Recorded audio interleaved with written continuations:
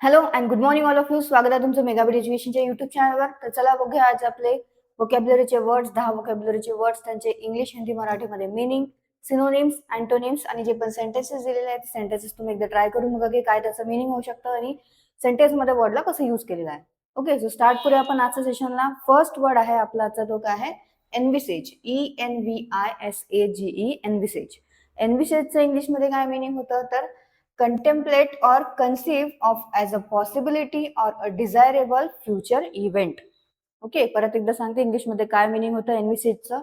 तर contemplate or conceive of as a possibility or a desirable future event म्हणजेच काय होतं? एनविसेज. सो याला हिंदीमध्ये काय मीनिंग आहे एनविसेजला? तर परिकल्पना करणं म्हणजेच काय करणे? तर कल्पना करणे. ओके, किंवा भविष्याचा अंदाज घेणे. याला इंग्लिशमध्ये वर्ड यूज करण्यात येतं एनविसेज.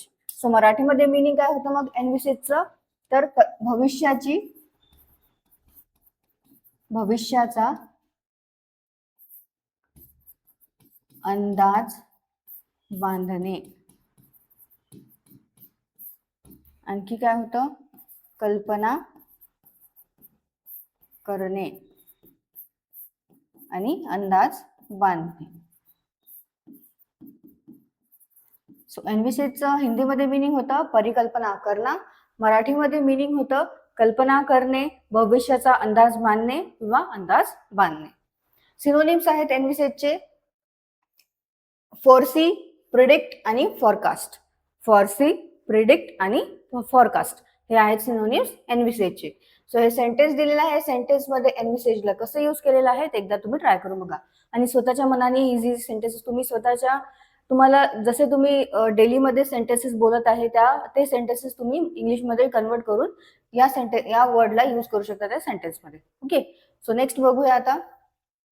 ओके, नेक्स्ट वर्ड काय आहे? WASPISH म्हणजे काय होतं? वॉस्पिश. काय होतं? वॉस्पिश.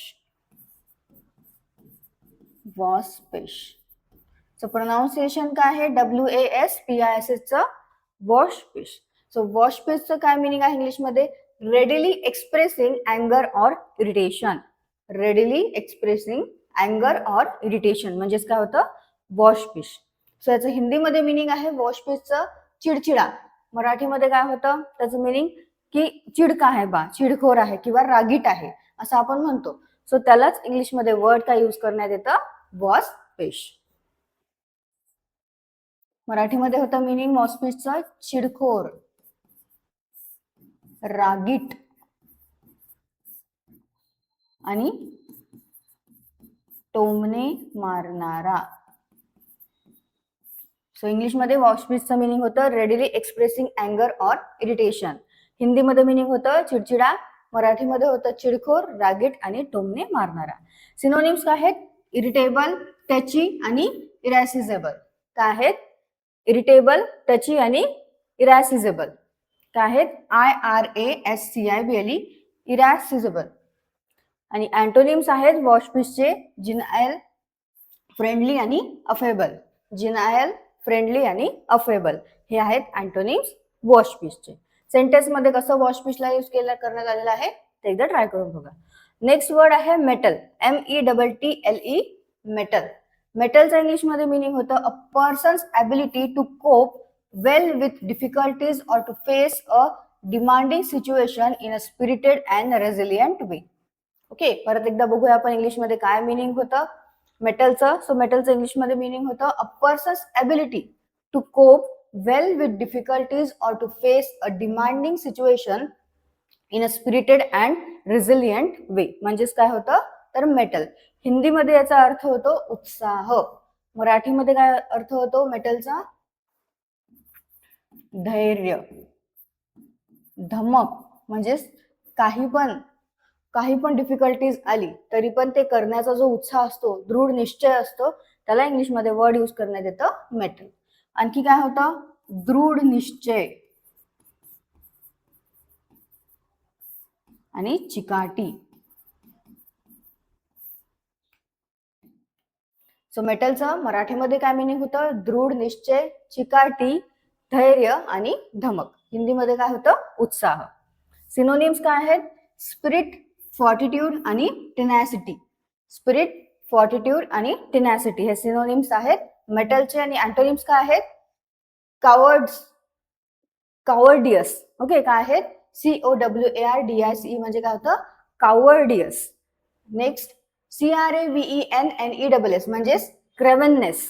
CRAVENNESS म्हणजे होतं क्रेव्हननेस. आणि नेक्स्ट काय आहे? DASTARDLINESS म्हणजे काय होतं? डास्टर्डलीनेस. काय होतं? डास्टर्डलीनेस. बघ, तुम्हाला जर प्रोनाऊन्सिएशन परत एकदा नंतर वाचण्यासाठी इझी करायचं असेल तर मी तुम्हाला मराठीमध्ये लिहून देते. ओके, सो काय आहे अँटोनिम्स मेटलचे? COWARDICE म्हणजेच काय होतं? कावर्डियस. ओके, कावर्डियस. नेक्स्ट CRAVENNESS म्हणजेच काय होतं? क्रेव्हननेस. आणि DASTARDLINESS म्हणजेच काय होतं? डॉस्टर्डलीनेस. डॉस्टर्डलीनेस.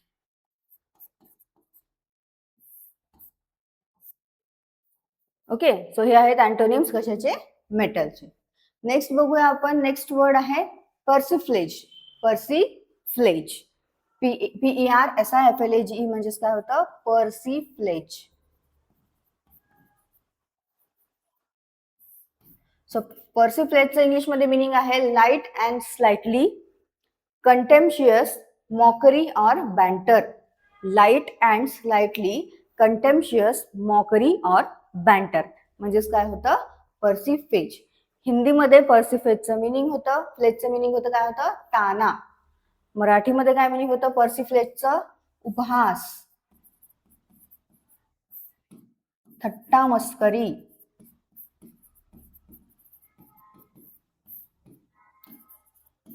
खेळकर गप्पा आणि टिंगल. ओके, सो पर्सिफ्लेजचं मराठीमध्ये काय मिनिंग होतं? तर उपहास, थट्टा मस्करी, खेळकर गप्पा आणि टिंगल. हिंदीमध्ये काय होतं? ताना. सिनोनिम्स आहेत बॅडिनेज, रेलरी आणि बॅन्टर.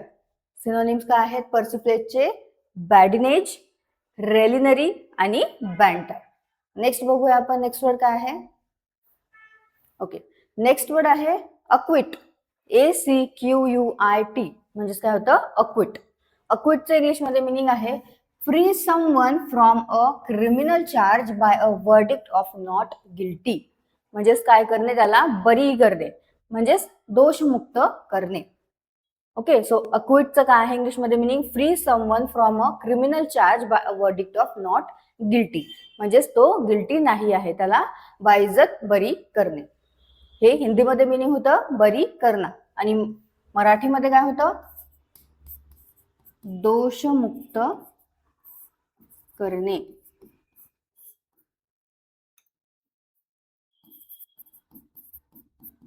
आरोपातून सुटका करणे. ओके, सो अक्विटचं मराठीमध्ये काय मिनिंग होतं? तर दोषमुक्त करणे आणि आरोपातून सुटका करणे. सिनोनिम्स आहेत अक्विटचे ऍब्सॉल्व, क्लिअर आणि एक्झोनरेट. ऍब्सॉल्व, एक्झोनरेट आणि क्लिअर हे आहेत सिनोनिम्स अक्विटचे. आणि अँटोनिम्स काय आहेत? इन्क्रिमिनेट, इंडिक्ट आणि कन्व्हिक्ट. अँटोनिम्स आहेत इन्क्रिमिनेट, इंडिक्ट आणि कन्व्हिक्ट. ओके, सो हे आहेत अक्विटचे सिनोनिम्स, अँटोनिम्स आणि मराठीमध्ये मिनिंग. नेक्स्ट बघूया. नेक्स्ट वर्ड आहे कन्फाउंड. कन्फाउंडचं काय होतं इंग्लिशमध्ये मिनिंग? तर कॉज सरप्राईज और confusion in someone's especially by acting against their expectation. काय आहे कन्फाउंड म्हणजे? कॉज सरप्राईज और confusion in someone especially by acting against their expectation. म्हणजे जे त्यांचे एक्सपेक्टेशन आहे त्याच्या व्यतिरिक्त, म्हणजे एक्सपेक्टेशनच्या विरुद्ध काहीतरी ऍक्ट करणे, म्हणजे त्यांना सरप्राईज करणे. ओके, सरप्राईज करणे म्हणजे काय? तर त्यांना चकित करणे किंवा गोंधळात टाकणे.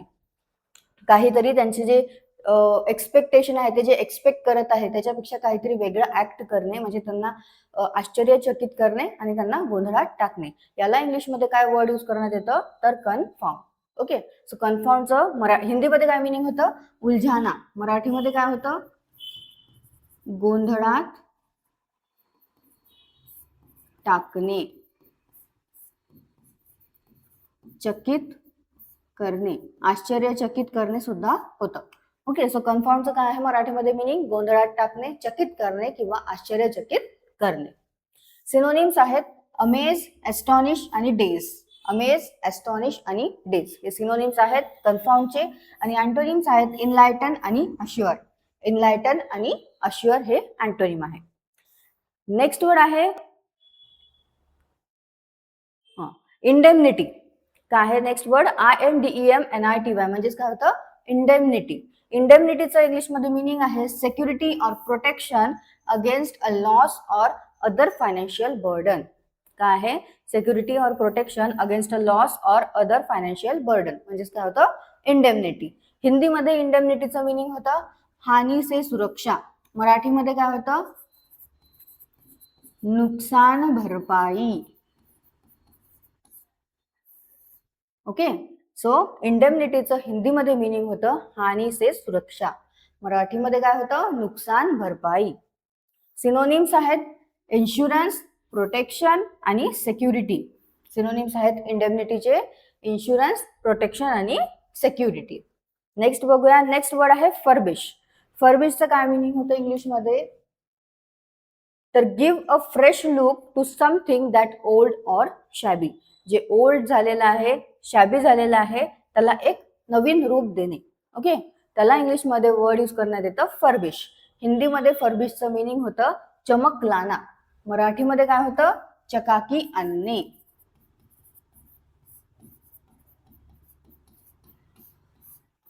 किंवा नवे रूप देणे.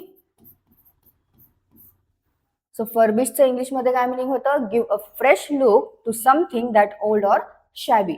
हिंदीमध्ये मीनिंग होतं चमक लाना. मराठीमध्ये काय होतं? चकाकी आणणे किंवा नवे रूप देणे. सिनोनिम्स आहेत फर्बिशचे रेनोवेट, फर्निश आणि ग्लिटर. रेनोवेट, फर्निश आणि ग्लिटर हे काय आहेत? सिनोनिम्स आहेत फर्बिशचे. आणि अँटोनिम्स आहेत रफन, रफल आणि स्कफ. रफन, रफल आणि स्कफ हे अँटोनिम्स आहेत फर्बिशचे. नेक्स्ट बघूया. नेक्स्ट वर्ड काय आहे? डिफरन्स. DEFERENCE. डिफरन्स.